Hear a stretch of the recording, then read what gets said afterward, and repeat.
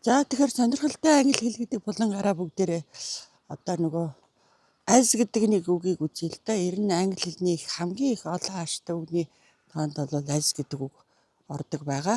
За as гэдэг маань дангаараас хэрэглэгдэн хоёулаач нийлж байгаад хэрэглэгдэн өөр үгтэй нийлнэ, сул өгч болно, холбоос өгч болно.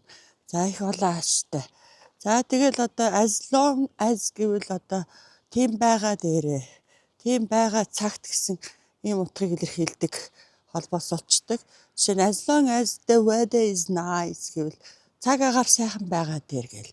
As long as you are young чирэн залуу байгаа дээрээ гэсэн ийм утгыг гаргацдаг.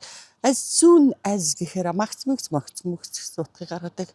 As soon as I graduated from my university гэх юм бол би их сургуулаа төгсмөгцөө гэсэн ийм утга гаргадаг байх жишээний.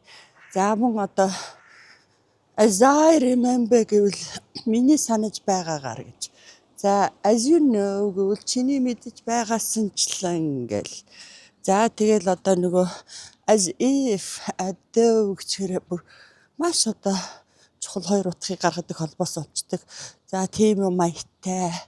За нэг тийм босс юм маягтай гэж ярьдаг. Тийм бодит биш зөвөрлөлийг их илэрхийлдэг. За жишээ нь одоо today I feel as if today was the last day of the university. Өнөөдөр надад нэг тийм хорвоогийн хамгийн сүүлийн өдөр юм.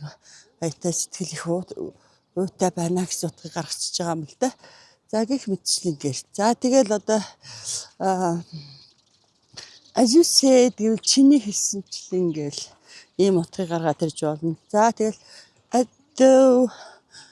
if гэвэл одоо юм маягтай гэдэг утга гаргахаас гадна одоо бас энэ маань таамаглал дэвшүүлэхэд бол ашигладаг. Таамаглал дэвшүүлэхэд ашигладаг байгаа. За тэгэл одоо их л олон утга гаргадаг үг дээ. За тэгэл as гэж ярьдаг шүү дээ. Тийм as soon as possible гэвэл ерөөсөө аль болох хурдан гэдэг үгийг товчж